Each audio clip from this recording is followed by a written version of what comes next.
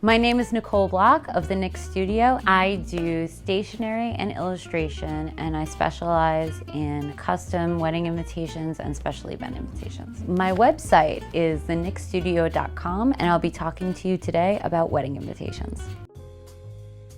Not all invitations need to have flowers on them or a monogram. You can get a little out there and add in some personal touches, and especially if you're doing custom invitations, you should put in personal touches. Little bits of information about you or your spouse that maybe nobody else knows, or maybe everybody else knows and would want to see.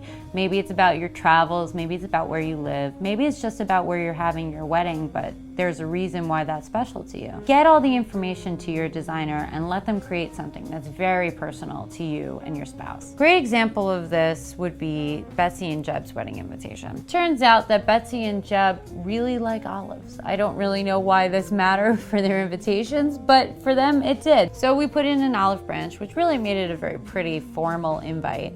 But then we continued that onto their RSVPs and put the Brooklyn Bridge inside because Brooklyn is where they live, and that was also really important to them. And I drew out an olive tree that continued onto the menu card that had all these little olives in it, but it also had this LOML in there.